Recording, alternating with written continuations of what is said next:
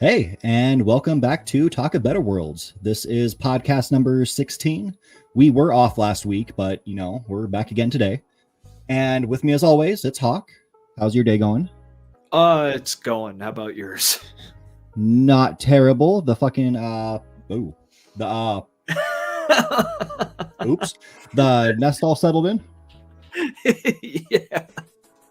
I mean, well, one room is. We're working on the rest of one corner of the nest is settled. We're working on building the rest of it. But yeah, it's all right. Good. So let's start today with some news. First, we're gonna do some science news. I thought it was kind of cool. The moon had active volcanoes into the dinosaur age. New study finds. Three glass beads brought back by a Chinese spacecraft indicates there were lunar volcanic activity until 120 million years ago, much more recently than previously believed, which is pretty dope. Well, okay, right off the bat, a Chinese spacecraft. Okay, I need peer review on this.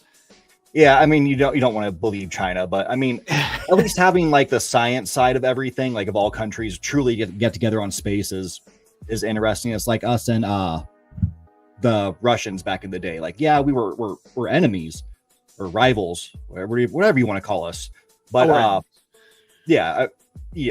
Politically, or not politically. To be politically correct, we're just rivals, even though truly we're enemies.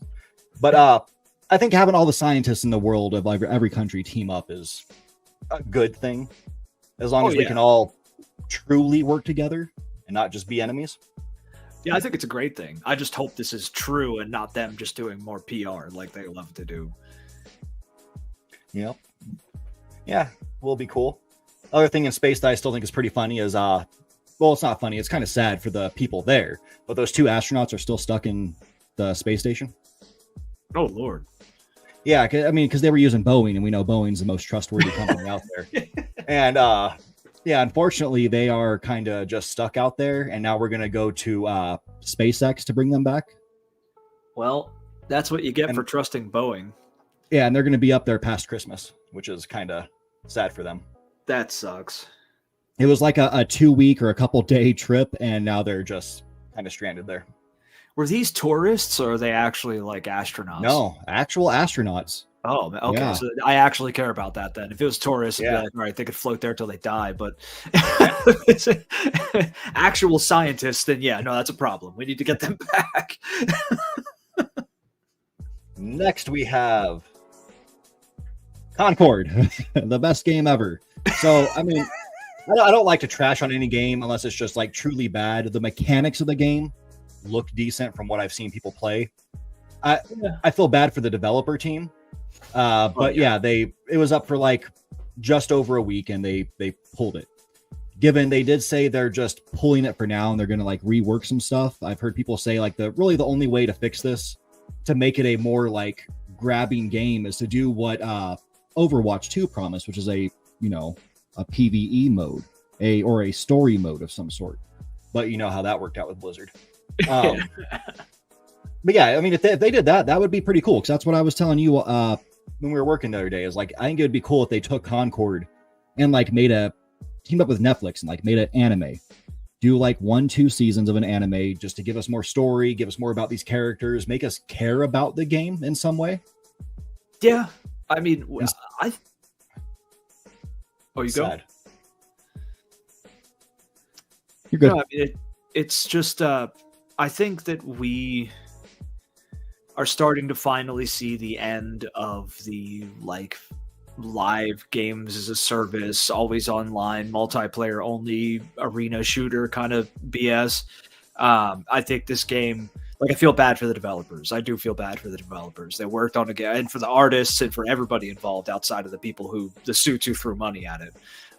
Them, I think it's funny, but for everyone who actually worked on it, it's kind of sad that they poured 8 years into this, right? Yeah, 8 years. And for nothing. But I mean, someone had to have seen it. Like, someone had to have seen, oh, this game just has no soul at some point. That's the funny thing is Sony, one of the heads of Sony bought what are they called? Firewalk Studio, I believe, bought them because of this game, because they liked what they saw. So this is just like a rich person's passion project, effectively. Yeah. Yep. Yeah. Well, that makes a lot more sense. Yeah, it's sad. I mean, I do kind of hope they can come back and make it into something good. Get away from just the pure hero shooter. Make it a game with a story. It could be multiplayer, single player, but still have that hero shooter like as a side content type thing. Yeah, but like this stain can never be washed off. So unless they change the name, I don't think they're ever going to take off, ever. Yeah. Yep, it's sad. Yeah. But let's move on to something less sad. So Astrobot is just absolutely blowing things away. Like, it's got a 94 critic review. It's got a 9.6 for users, which is insanely high. That is. And then there's some guy down here who decided to say, you know, what is this tiny kids game? And it's just him complaining about dumb stuff. Oh, so and it was a platformer. It's like you didn't watch anything on it. You didn't hear about it when it was like the biggest talking point of Sony for the past, well, since Spider-Man 2 dropped. Yeah, that's funny. It looks fun. I'll give it that. It's like the new Sackboy or whatever. What's that called? Sackboy. Yeah, it's like the new Little Big World. Yeah, Little Big World. So it looks fun. It looks slick. It's cool. Like, I'll probably get it at some point on the PS5. I think it's interesting. It's just something that I'd play if I had nothing else to do personally. Yeah. You know something funny Sony did? So they made a deal with GTA 6 to where they're going to have like exclusive advertising rights. Like they have been doing with GTA for a while. Yeah, they did it again. So just wait for Microsoft to be like, well, now we got to buy them. Well, that's not hard when your competition doesn't put out good consoles or games. So, yeah. Like, who's buying GTA 6 on the new Xbox, dude? Yeah. Yeah, I keep seeing videos for like the new refresh of the Xbox, and it's like it's done. Like, it's just stop. Just make it a streaming device. Do a Stadia. Yeah. That's where you're going towards. Stick with it. Like, look, the people who are going to buy that refresh console are the people who buy the new Apple phone every year. You know what I mean? Like, if you're cool with pissing your money away on something that's definitively nowhere, like, it is literally the same product that you bought the last time. If you're cool with that, then fine. Go ahead. I mean, a fool in his money and everything. But like, why would you buy that if you're interested in actual like performance or the console or exclusives or really anything? Because Microsoft has nothing at this point. Yep. Until they get that Indiana Jones game out, which I am excited for, even though it's probably going to go to PS5 as well, because, you know, they got to sell the game somehow. It's got to sell it somehow, so got to go. It's a Disney property. You're not going to make your money back on Game Pass. I'm sorry. Like, you're going to have to like really jack that price up. And like, I just paid for a month, and it's not $20. It's like $19.99 or $18.99, something like that. That's 20. Yeah. Yep. Yeah, it's sad. But let's move on to something more aggravating again. So we're back in this conversation of the Switch 2 and how it's rumored to release. You know, there's going to be a big announcement coming late September, early October, or perhaps not. I like the way they worded that. Like, that's the best way to say it.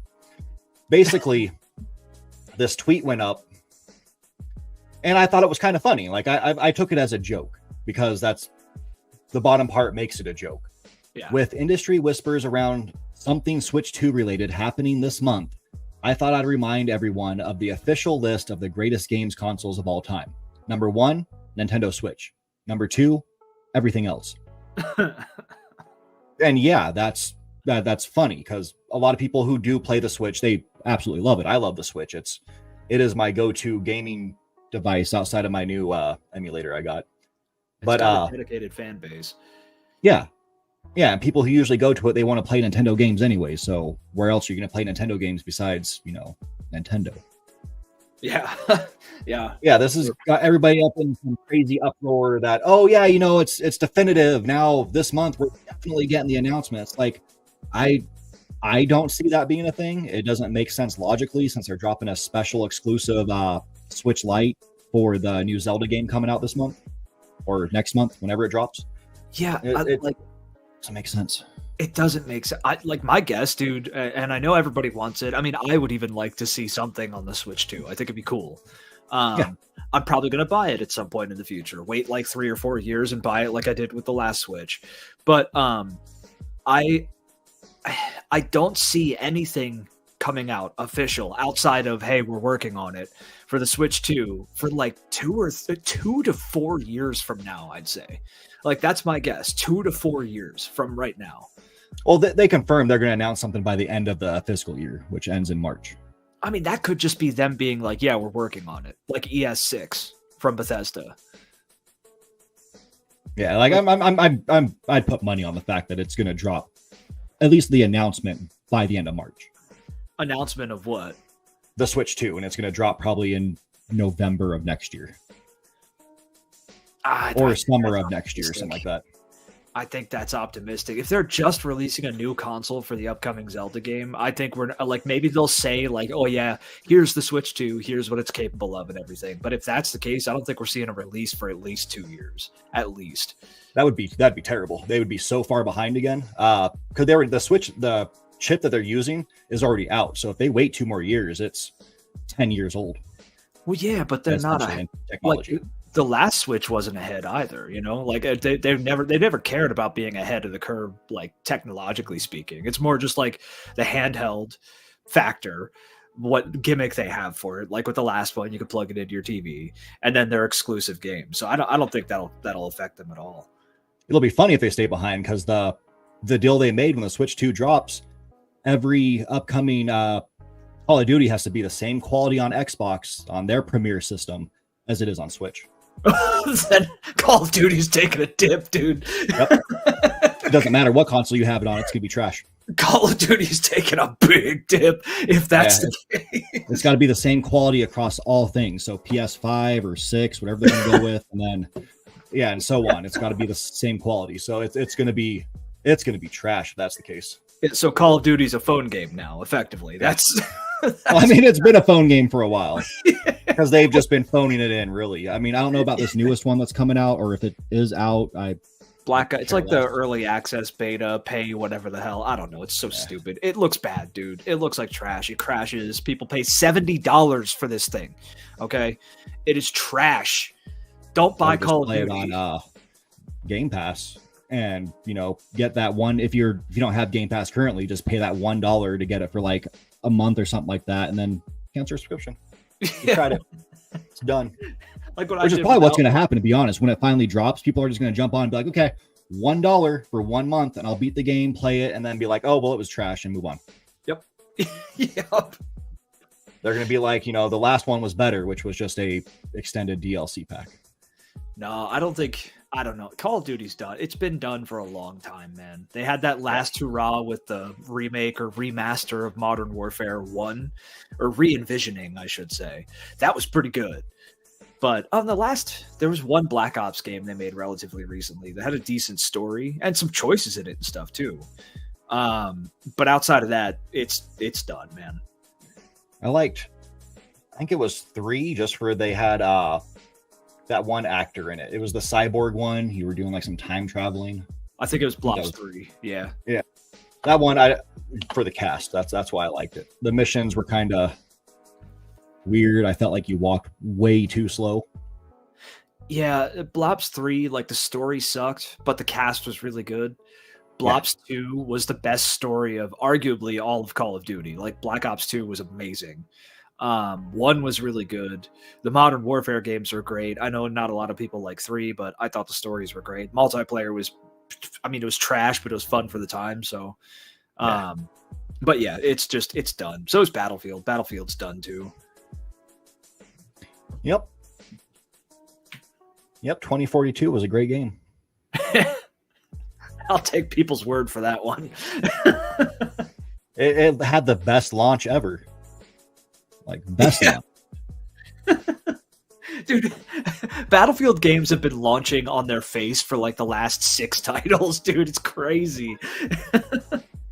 That's why I found funny because apparently you could like drive a hovercraft up walls.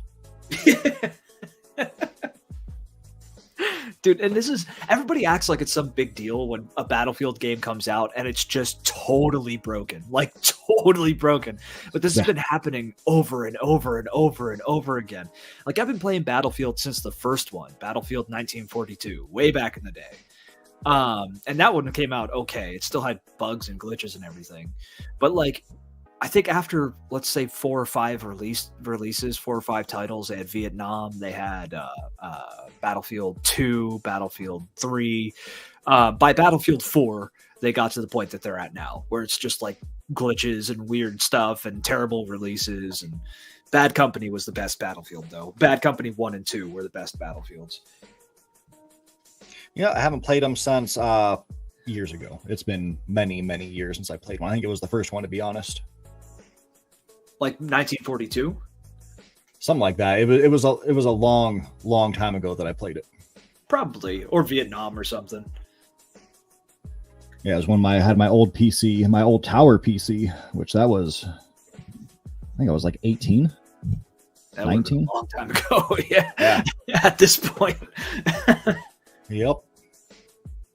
All right, so on to our actual topic of the day. We are here to talk about Warhammer 40k, all because Space Marine 2 has dropped, or is dropping. I don't know what's going on with it. It's coming out. I didn't. Yeah. You could buy the like couple day early access, or it's coming out on Monday officially. How do you feel about it? So I have a PC. I bought it on PC. I played it early. I got an hour and a couple minutes in, and the gameplay is awesome. The game itself seems awesome. Everything about it is dope as hell. It's another perfect capture of feeling like a Space Marine. Like I've seen people say, like, this is a game that makes you feel like a Space Marine. That's what the first game was too. It's even better on this one. But at least on PC, I have a newer Intel processor. I have an RTX 3090. I run in a true 4K display, 38 whatever by 21 something, I think, like actual 4K. So on the menu, I was getting 20% CPU utilization and running at 90 degrees Celsius, which is just wild. My computer actually tripped my little I have like a little tower that I could plug everything into. It tripped it and shut it off because it overheated and it was taking up way too much power. So that's an issue. And I refunded the game for that because I'm not frying my CPU just to try and play Space Marine 2. Yeah. So that needs to get fixed. I know a lot of people are having issues with that. With the people who have newer processors are having issues with that. Outside of that, everything else about the game seems awesome. And I really wish I could play it more. So if they fix that issue, I'll be playing it. It'll take up like too much of my life. That's for sure. Nice. Yep. I'll play it never because it probably won't go to Switch 2. No. But I played the first one. It was fun. I never beat it, but I played quite a few hours into it. The first one was awesome. I love everything about the first game. And I love how they threw a wrench into everything. You're fighting orcs for most of it, and then bam, chaos. And like it's a wild and kind of, even for Warhammer, it stretches some stuff, but it was cool. It was and it felt like playing as a Space Marine. It was a really cool experience. There's another game that reminds me of. I think it was this one, War of Cybertron. Like for gameplay style, they felt pretty much the same. If that's the same game I'm thinking of. It was one of the Transformers games. Well, didn't they come out around the same time? This one was 2010 on PS3. When did Space Marine 1 come out? Hold on.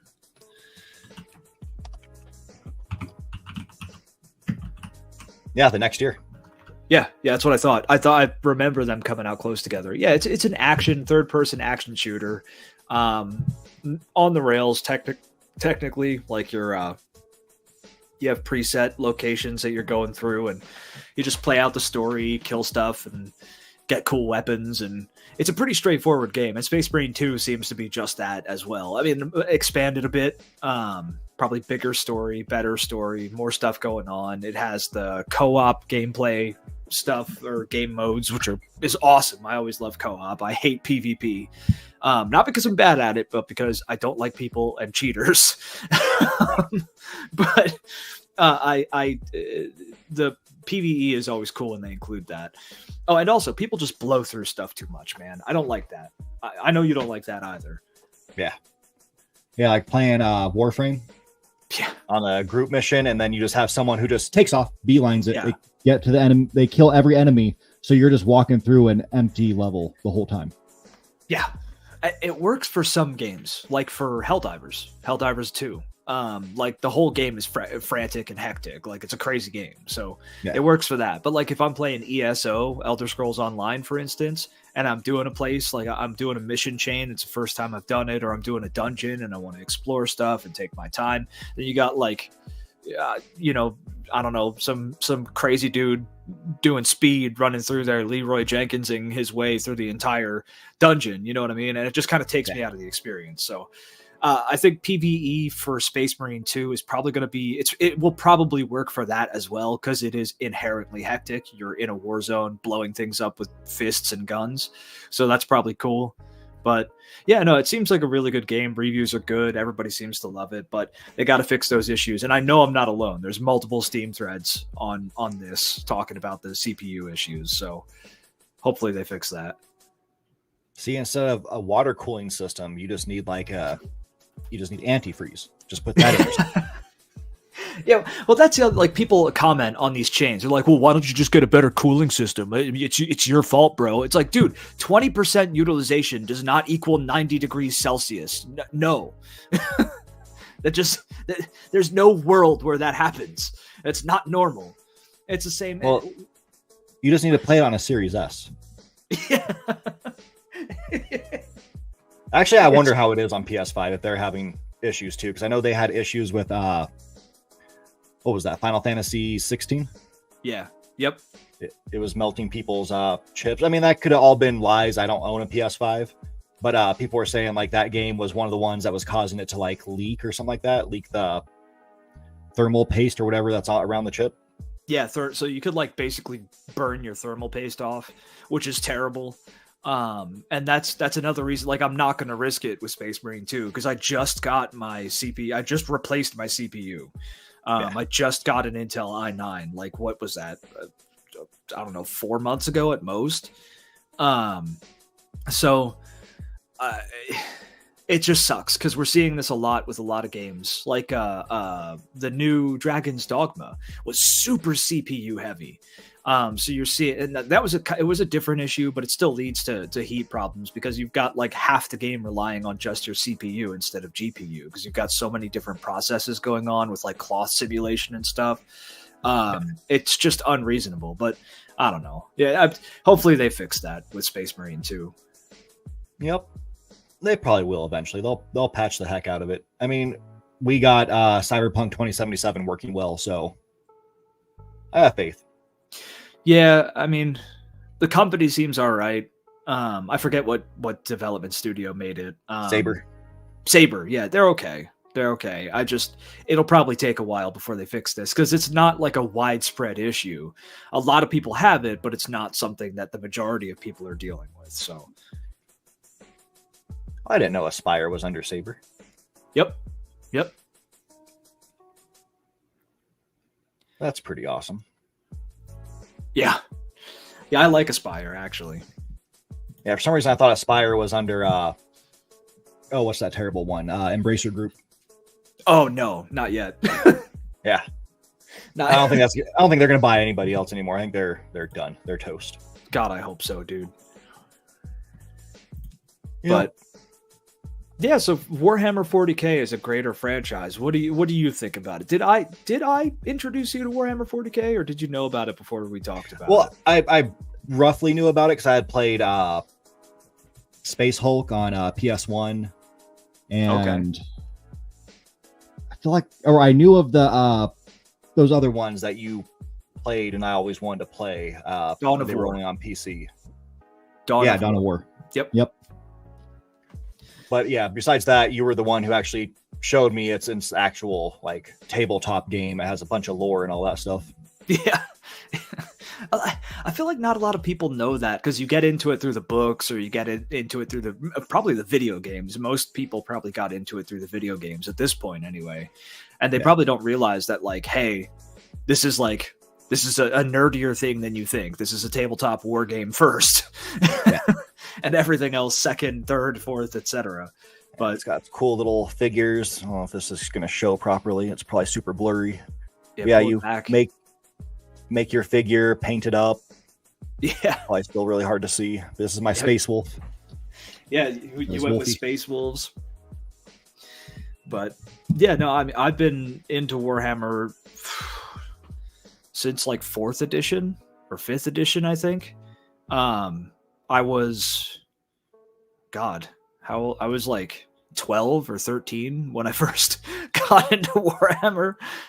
So it's been over 15 years at this point. And I love the franchise. I lately though, I gotta say, I'm getting superhero fatigue with Warhammer sometimes.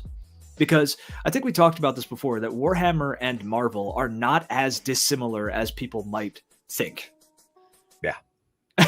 Because everything in Warhammer has to be so over the top, it's stupid. Yep.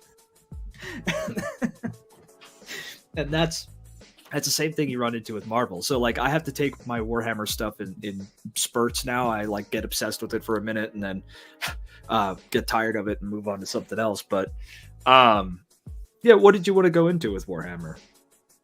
I don't know, just anything Warhammer. I mean, you went into why you got into it. Go a little more into about the basically the factions, how there's so many factions, how they came from the God King, God Emperor of mankind, the God Emperor.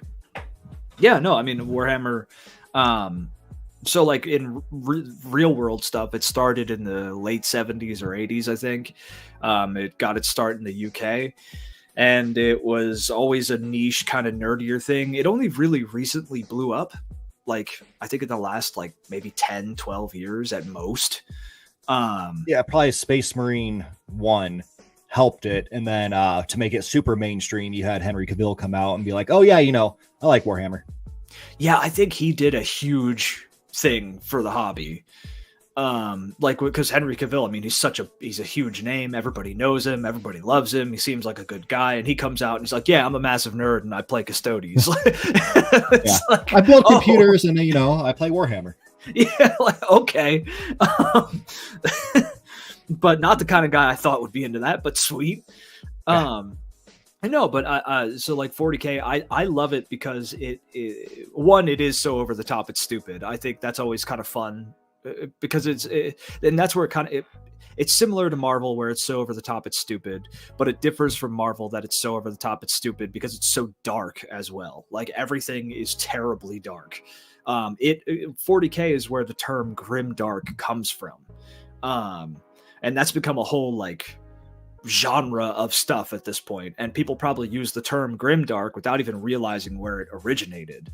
And it comes from the quote, in the grim darkness of the far future there is only war, which is the tagline of Warhammer 40k, and that's all you need to really know about it. There's only war. But the factions and stuff, the variety of factions, the stuff that they've added over the decades, like it's only gotten more dope as time has gone on. And Games Workshop has a lot of issues. You could argue that it's kind of tiring that they really only focus on Space Marines, specifically Ultramarines, especially with you and I being fans of other chapters. Yeah, I mean, they should just focus on the Space Wolves because we know they are superior. I mean, the Space Wolves, I wanted to run a Space Wolf army, and then I was like, but emo guys with the Dark Angels. Although really, if you want to go truly emo, there's the Lamenters, who are just like, they're the sad boy chapter. Have you ever heard of the Lamenters? No. So their armor scheme is disgusting. Their paint scheme is atrocious. I would never want to try it, and I pity anyone who paints their army that way, but it's yellow armor with a white and black checkerboard shoulder pad, and then they have a heart that has like a drop coming off of it, if I remember right. But they're cursed. They are an actual cursed chapter, and everything that they do goes terribly wrong, and they almost lose the entirety of their chapter with every engagement that they go into. Oh, that's awesome. Yeah, they are the lamenters. They're lamenting all the time. They're sad boys. But no, there's so much variety in the factions and sub factions. Like, we're talking about chapters for Space Marines alone. There's thousands of different sub factions within the Space Marines. Any cultures you want, any paint schemes you want, anything like that. That's what I like most about them, is all the different factions, because it makes it such an open game. And plus, when you're making your own figures, you can almost make them how you want, because there's a way to fit it into lore, roughly, depending on who you're playing against. Yeah, I mean, really, like at this point with Warhammer and the lore and how they've written everything, you can do anything you want. Now, whether or not other people will really accept it as like a believable bit of lore, that's up in the air. But like, you can do it if you want to have a chapter of Space Marines that are painted pink, and they're like, I don't know, they come from Pinkland and they love Barbie. You could do that. Like you could legitimately do that. But the way it's written is you could do anything with anything, and that's what's so dope about it. See if I can pull up some pictures of different armies. Here we go. Share my screen.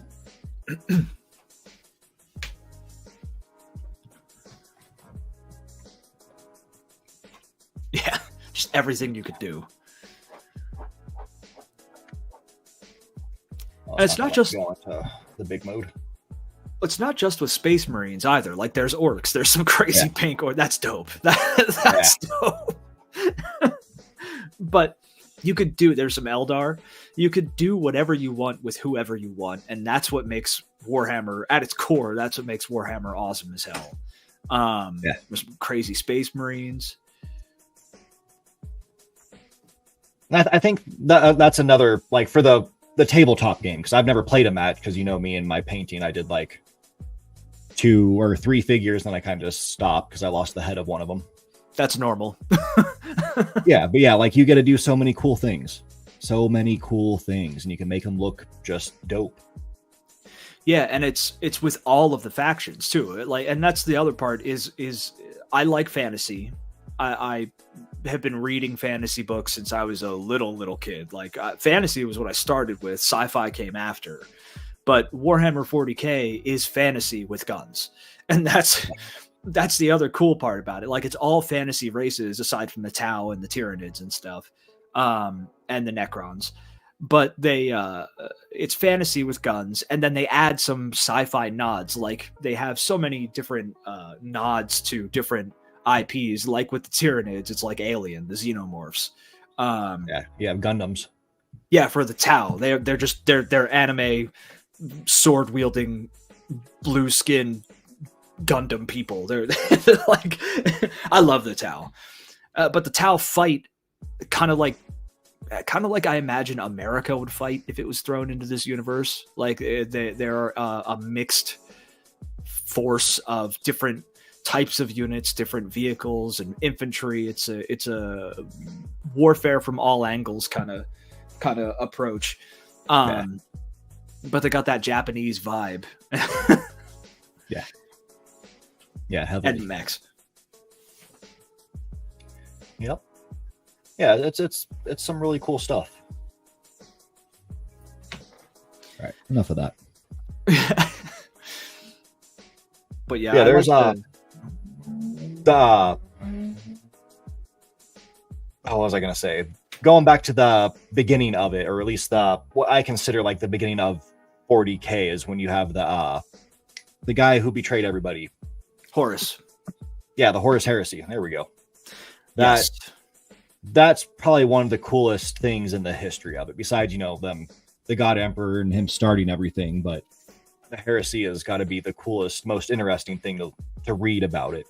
to know about it for like why your faction is what it is, especially for me liking the Space Wolves. Yeah, I mean, so like the history in universe for all of these factions, aside from like the Tau, because they're pretty young, but the history for all of these factions goes back sometimes millions of years. And I like to think of Warhammer 40k as having like different epochs, effectively, like chunks of time where crazy stuff happens that directly causes the crazy stuff in the next chunk of time. And you could trace your favorite faction or people or units or whatever all the way back for thousands and thousands of years in a lot of cases. And the Horus Heresy is awesome because it took something that everybody in at least the Western world is familiar with, the story of Lucifer betraying God and fighting the heavens. It's that story, but reskinned with Warhammer stuff. You know, the God Emperor's favored son takes half the legions, goes to war, but you got so much history with all these factions, and the Space Wolves in particular. I really love I love their history in the Horus Heresy, but I think they're dirty bastards for some of the stuff they did. They are just good boys. The good boys, yeah, they are the good dogs, the Emperor's dogs, the goobies. Yeah. No, and then the Dark Angels, my boys, we've got a bit of a rivalry going on. Yeah, and then you have the ever-friendly Eldar, or the Dark Eldar. Real good. Very friendly. They love everyone. They love you so much that they're just going to violate you in every way possible. Well, they love you so much, they want to wear you. Yeah. No, I think they've toned down the Dark Eldar a little bit. Now, I haven't kept up with a lot of the books. They're not Dark Eldar anymore. I think they're Drukhari. I think that's what they're called now. The Eldar have had some pretty big changes over the last couple of years. Eldar and Dark Eldar. First of all, it's just the Aeldari, like Aeldari, I believe is what they're called now, and that covers both of them. Okay. So, because basically, like, regular Eldar and Dark Eldar will work together most of the time. Like, they don't see a difference between each other outside of like philosophical differences, but there is no like factional difference between those two. Humans, however, see a pretty big difference between those two. Like, sorry, I don't want to be turned into someone's like sex chair, while being alive. But no, so they've changed that a lot. And the Ynnari, I think, is like another faction that involves Eldar, but they're like the ones that kind of float in between different Eldar factions. I have to read up on it more, but they've changed significantly over the last couple of years. So it's like High Elves, Wood Elves, and Drow. Yeah, it's still that. The Wood Elves, though, they don't have any models in 40k. So the Wood Elves are the Exodites, I believe they're called. They're elves they're like Amish elves. they left the collective of the rest of the elves and went to these special planets that are like paradise planets. And they just kind of stripped off all their tech and decided to ride dinosaurs and live away from everybody there. So that's the Wood Elves, effectively. Nice. Oh, they're dope. I want them to have like wooden mechs too. That'd be awesome. Yeah, or like they make like totem, like magic totem golems or something. Yeah. Oh, and that's the other part. Awesome. The warp, dude. Like, how are we going to talk about 40k without talking about the warp? Yeah, well, chaos in general. Yeah, that chaos. How much do you know about the origin of chaos in 40k? Not much. Most I know about it, or first thing I know about it is that planet that's basically, I think it got destroyed, but it was like right there at the edge of the warp. Cadia. Yeah. Cadia, yeah. So Cadia was the fortress world that guarded the rest of the Imperium from the Eye of Terror, which is a hole in the material universe leading to the Immaterium, the warp. And Cadia did fall. It's a sore subject for a lot of Warhammer 40k fans. The planet, the planet broke before the guard did. That's the big saying. Because as the planet was being ripped apart, like literally broken into pieces, there were still Imperial guardsmen holding the line on the bits of planet that were breaking. It's ridiculous. It's ridiculous, dude. But no, the warp is awesome as an idea because it's the source of quote magic in Warhammer 40k, but like it's also sci-fi adjacent where it is a separate universe that is a mirror of our own, effectively. Well, maybe not a mirror. It's well, I guess because we're the materium, it's the immaterium. So like things are immaterial there. It's a place of emotion. It's a place of basically everything that makes up the mental state of people in the universe. And I think that's really cool. I've never seen any other, sci-fi or IP in general take an approach to an immaterial realm like that. Yeah, not many I can think of. I guess the closest would be like there's probably some animes that do, but yeah, no like other just fantasy based things. Yeah, I mean Warhammer Fantasy. Actually, Warhammer Fantasy, they have the winds of magic and chaos both exist. So I don't know. I have to look that up if the Immaterium exists in Warhammer Fantasy. I can see it. They might just call it something else. Probably. It's like the Planes of Chaos. I know they have that. I'm not big on fantasy. I like the Warhammer Fantasy Total War games, though. Those are dope. Yeah. I like the way the figures look. That's about all I can say about it. Well, have you looked at the figures since the Age of Sigmar kicked off? Oh, I saw some of the boxes the few times that we went to those hobby shops. Oh, yeah. That's really it. They're okay, dude, but Age of Sigmar, like, screwed over Warhammer Fantasy, because it used to be, so fans were so upset with Age of Sigmar that they're actually kind of doing a soft reboot of Warhammer Fantasy and bringing it back to what it used to be, kind of. But no, and I think Fantasy came first. Warhammer Fantasy came first, and then that's what inspired Warhammer 40k.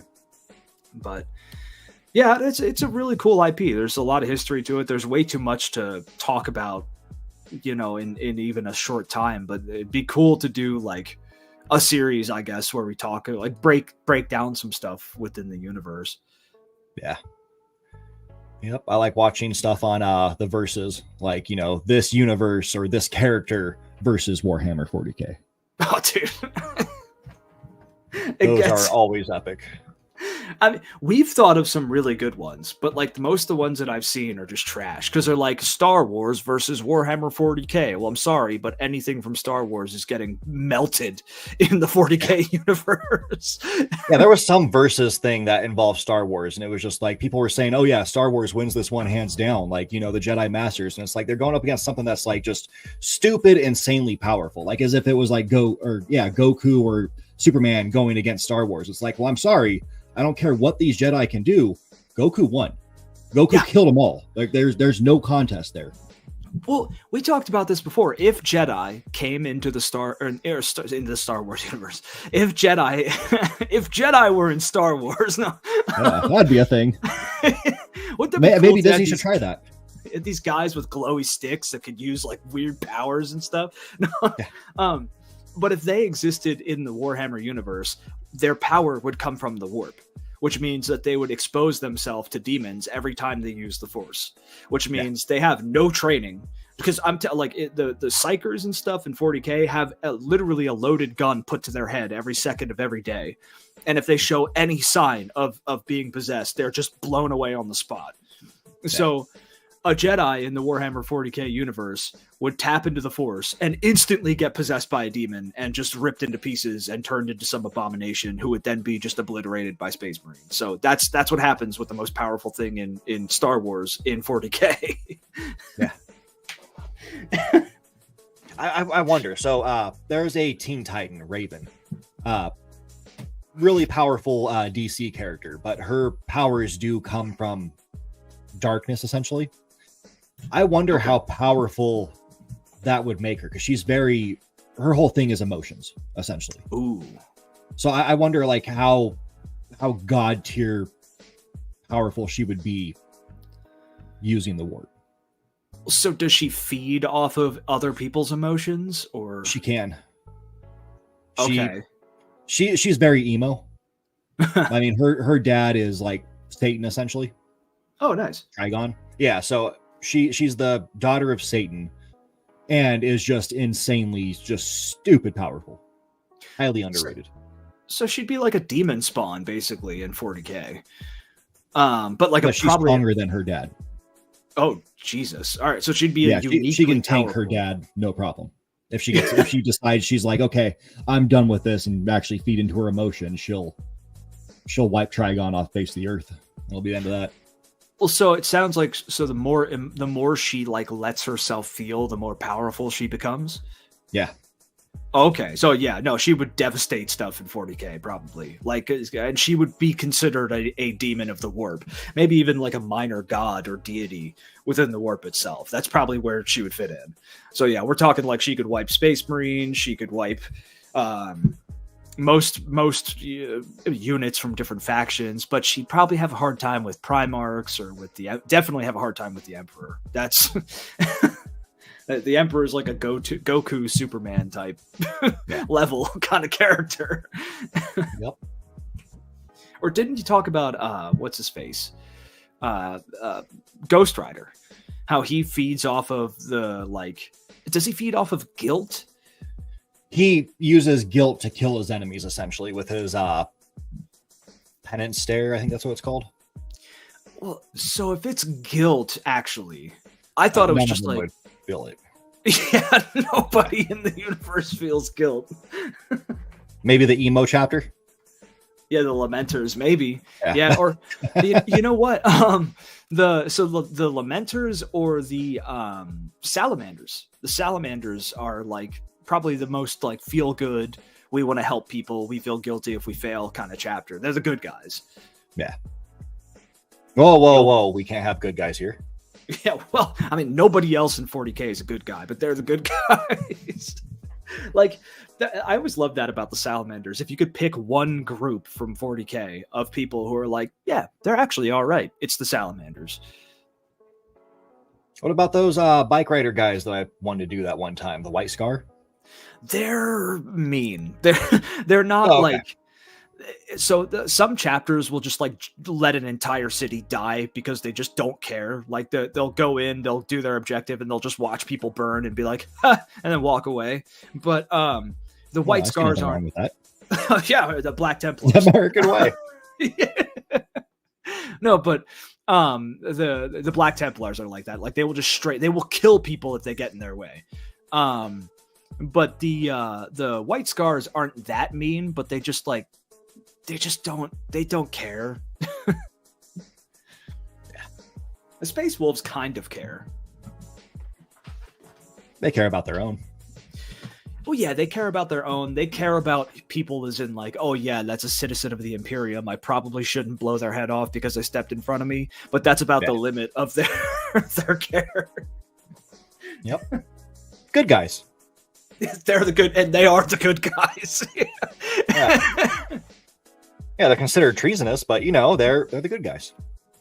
Yeah, dude, I want to see what Games Workshop does with them. I want to see if they actually like if Lemon Boy comes back, bearded Lemon Man, Lehman Russ, if he comes back and how he guides the chapter, are they going to consider them traitors at some point? Like maybe they'll push the wrong higher up, like Lord of Terra or something, and even though they're not traitors, they'll be branded as traitors. I want to see them do something like that. Yeah. It would be cool. Yeah, and they beat the Grey Knights before, so.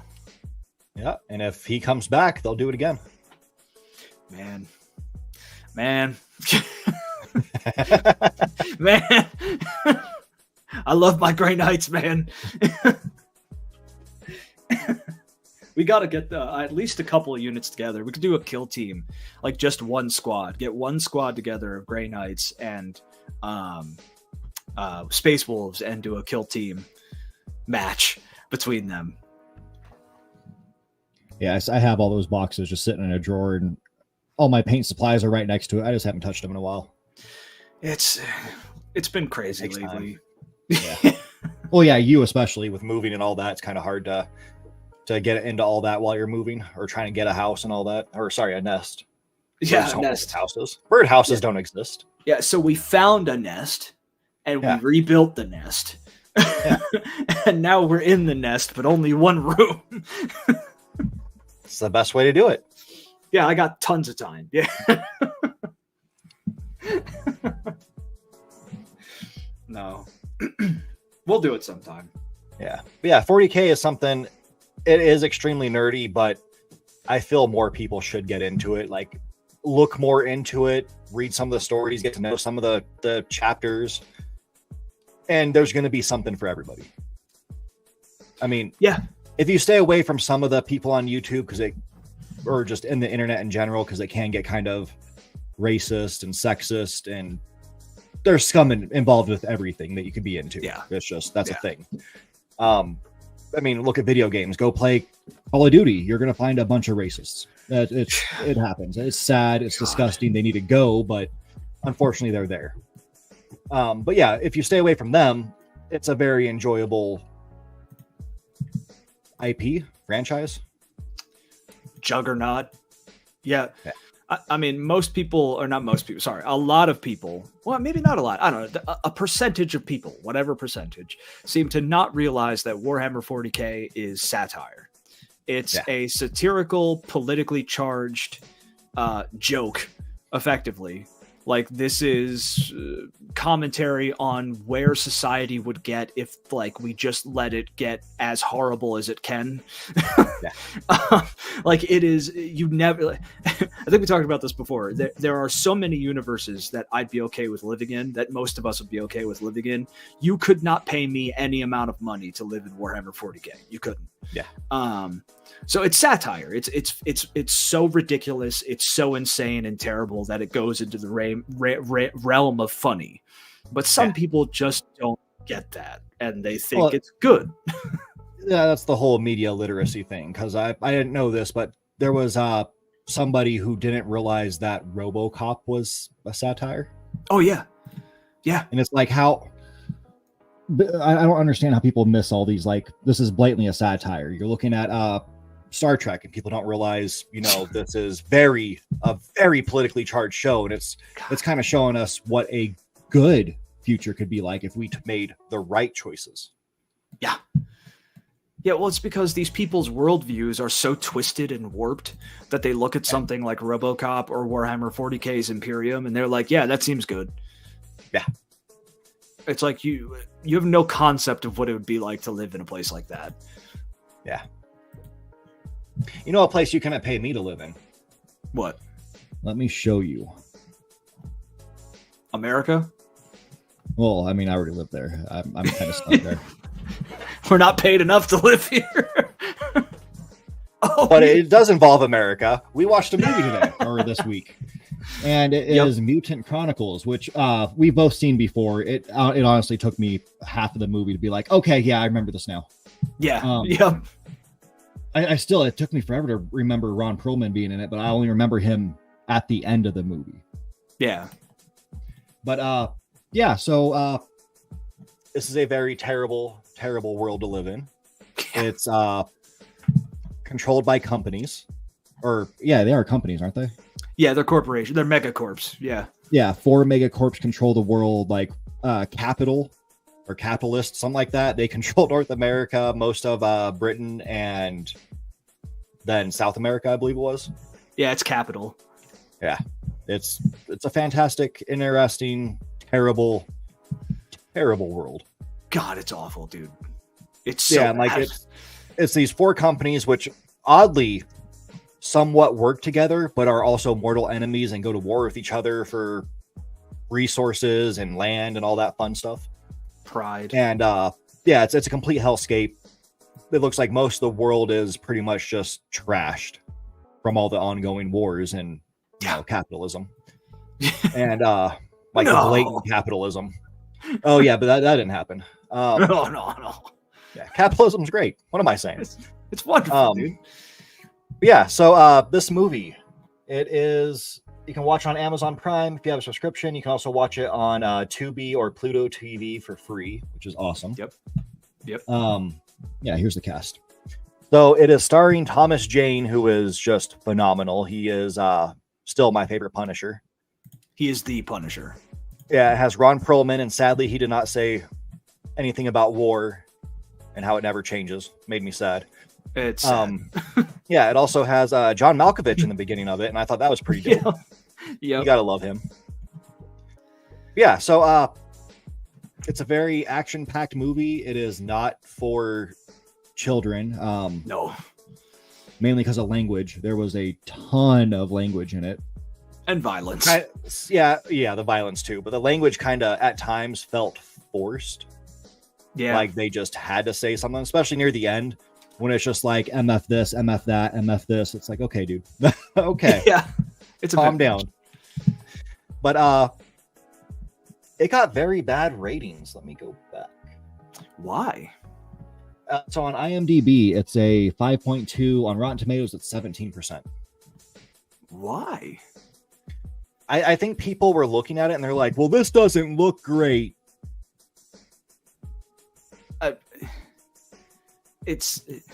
So the movie came out in what, 08, if I'm not mistaken? If I remember right. 09. Yeah, so it came out in 2009. Now, so it's supposed to look cheesy, kind of. If I'm not mistaken, if I remember right, it's based off of an actual board game / world. The Mutant Chronicles is a separate thing. It is an actual IP that's out there. This is not just a single movie that was made for the hell of it. But it's and it's a pretty old IP if I remember right too. But the movie is supposed to have this what is it called? What's that? This came out around the time of Sin City and stuff like that. So 300. It has 300. It has this washed out look to it, but it also lends to the world that they're trying to show you. A world that legitimately looks like it's stuck in World War I, but it's 200 years in the future or 400 years in the future or something. Yeah, 28th century. Yeah, so they're stuck in World War I. They're doing trench warfare through most of the planet. It's primitive looking technology and stuff like that, but still they have spaceships and everything. It's this dark, gritty mix of the future and past and horrible, everything horrible. And it's supposed to look the way they made it look. And some people I think might look at it and be like, oh, this is cheesy, but it's based off of this comic / game world thing. And I don't know. I love this movie. I loved it then. I love it now. I love Thomas Jane. Anything he's in is gold. But yeah, I don't get why people don't like this movie. It's great. Yeah, it's a fantastic movie. The violence is just, it's, to some it might be too much. To me, it was perfect. It was perfectly gory. It has deep moments in it too. Having to kill someone you love because you don't want them to suffer anymore. Yep. That kind of thing. Yep. It's wonderful. The action was done pretty well too. Yeah. Well, and the premise is cool too. Aliens brought this machine to the planet and it turns people into mutants, and it got buried in the Middle Ages. And then it gets brought up because of this unending war, and there's a brotherhood of people who are there to try and reclose it or destroy it or whatever. It's a dope premise. It's stupid, yeah, but I mean, so is a lot of cool stuff. It's stupid, but it could still be cool. See, one thing I like about it too is since it takes place in the future, it showed something that I truly believe is going to happen one day. Nobody can read. It's already happening, dude. Ron Perlman was the only one out of 8 people that could read. Yeah, because he was a monk. Yeah. or wasn't he the head of the Brotherhood? Yeah. Yeah. So it's almost like medieval in some ways. Like it's a crazy world, and it's a mix of a lot of cool but really terrible stuff at the same time. And by terrible, I mean just like stuff you wouldn't want to live in or experience. Yep. But yeah, if people don't like the movie, I think they missed the point. That's Yep. That's what I felt too when I saw those scores. I was like, "You've got to be kidding me!" Yeah. I mean, even Google only gave it 57. 57? Jesus, dude. Let's see reviews.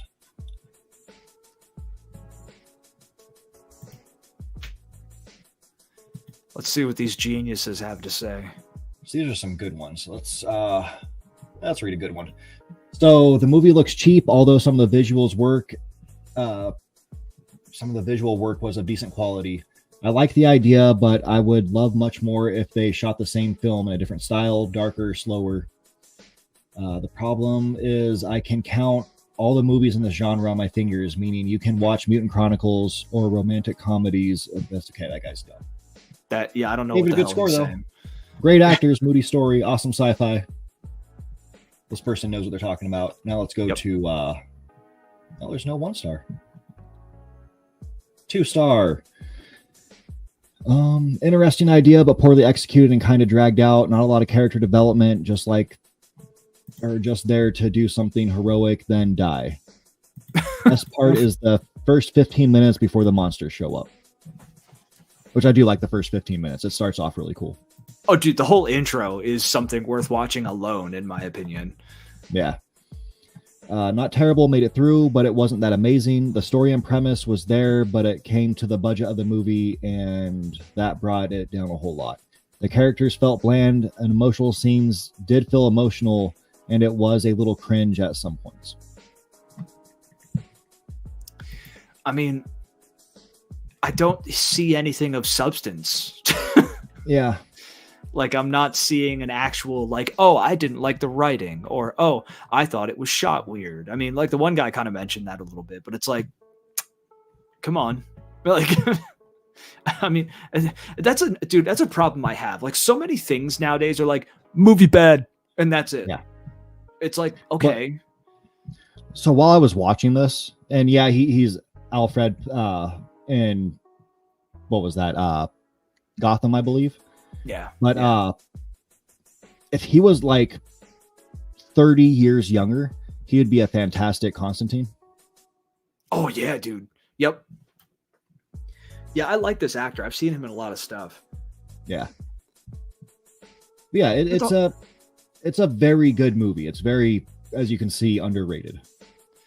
Yeah, I mean, and like, yes, it is shot strangely sometimes. And it bombed. Oh God, yeah, bombed. Budget of 25 million, only made 2.1. Holy hell, dude. That's terrible. Yeah. That's like Borderlands. Nothing can be as bad as that movie. Yeah, in my opinion. like $100 million spent, made 25 cents. Tax write-off. Yep. No, but like, the movie is presented in a way that a lot of people will find strange. It is not a conventional presentation, and it's not like some of the effects are cheesy and stuff like that, but it's 2008. Like, come on. Or 2009. But I think that, like, if you get past the strange presentation, which makes sense for the story, makes sense for why, like, the IP and everything, if you could get past that, there's a really good movie there with, like, just it's a cool action movie with some stuff that you don't normally see. Yeah. Yeah, it's a cool story of human sacrifice too. Yeah. And like it's fighting for the human race. Like, they all, even though they're from different companies, so basically all different countries, they did pull together, even though some of them were just in war with each other. They teamed up, put their differences aside, and were like, okay, we got to save humanity. We don't care. We sent our loved ones to safety. Now we got to try to make sure they stay safe. Yeah. Yeah. It's got a lot of cool stuff to it. It's a cool human story. And I think that it's the world itself is interesting because it's like we said before, a mesh of the past and the future and the present and what could be, and it's just bleak and depressing, and I like that. Yep, and it had swords. And swords, yeah. And mutants. Yeah, so even though here we had an IGN score too, 4 out of 10.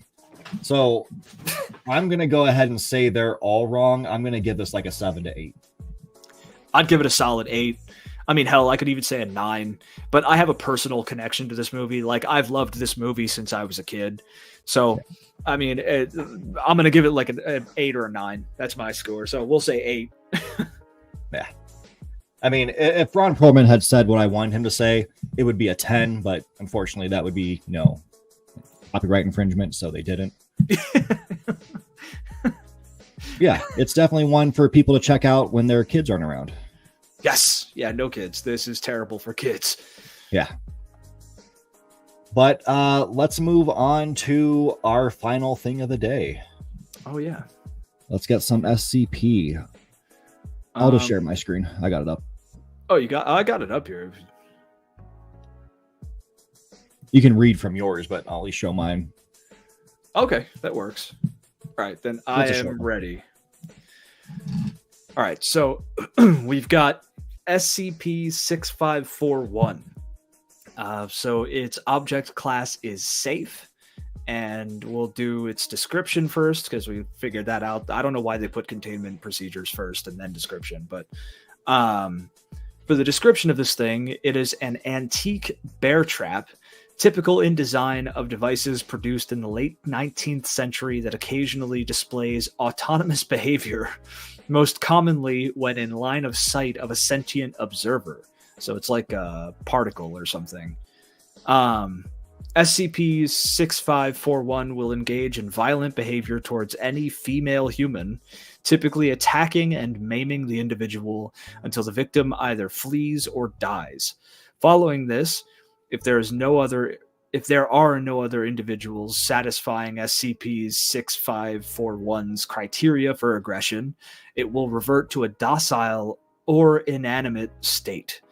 The degree of sentience possessed by this SCP is unknown. So that's terrible.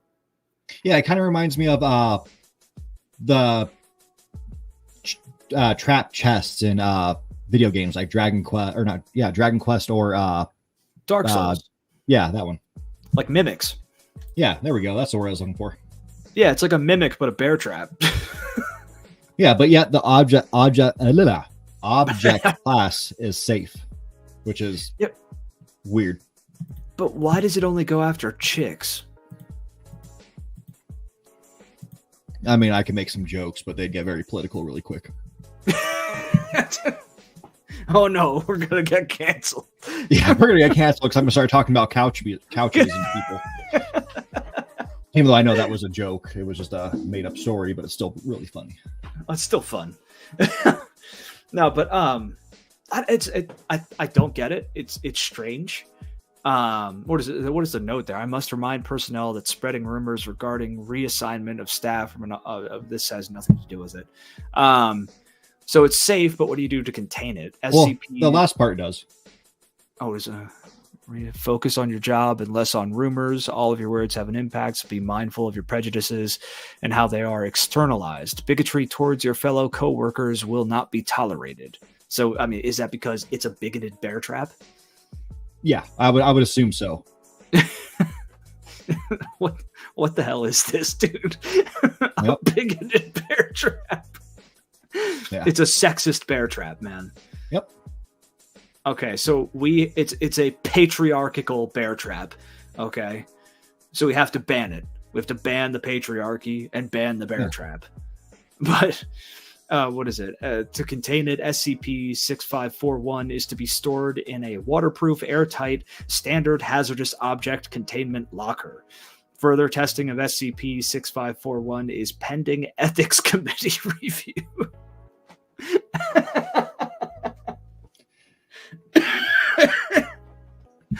What are the ethics of testing a sexist bear trap?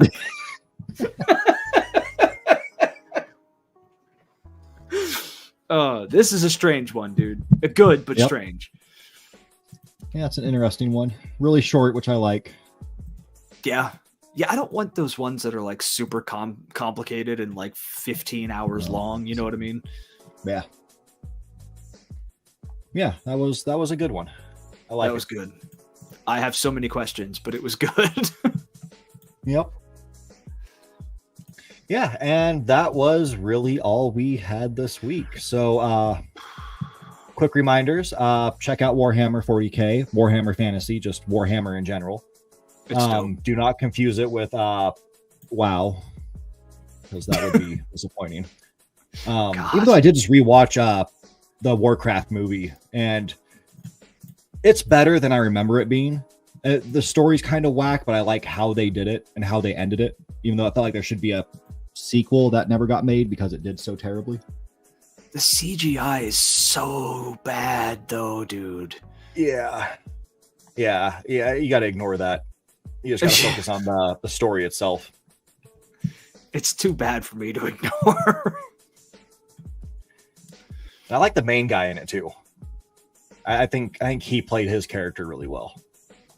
He's a really good actor. He played Ragnar from the History Channel Vikings show. Yeah. I like him as an actor. Yep. I also like the guy who played the evil one, who sadly his role wasn't the best in the movie. I remember him from an old TV show, and he did a movie with your favorite actor, Tim Allen. Tim Allen. He was playing like this game, and he was in high school, and he was playing this weird game they had going on, which they show up at each other's house and score each other with a squirt gun. Oh, yeah, it was really weird. It turns into some big ordeal. It's. I'll find the name of that for you. You got to watch that. Yeah, let me know. Like Tim Allen. Oh, Tim Allen can die. Yeah. Yep. Well, I mean, I wouldn't say that. I do not know this guy, this bird. I mean, you're a bird. Yeah, so it doesn't matter. Oh, yeah, I'm just a bird. I mean, can birds not voice their opinions anymore? I mean, geez, man. No, you don't have any amendment rights. None. Or I guess, yeah, birds aren't covered under the Constitution, so or the Bill of Rights. Yeah, so that was our show. We have videos coming out. Like always, we have video on Monday, video on Thursday. Definitely check those out. Go back, watch our other videos because they are pretty interesting. But yeah, that's where we're gonna call it. So until next time, you guys take care. Stay safe.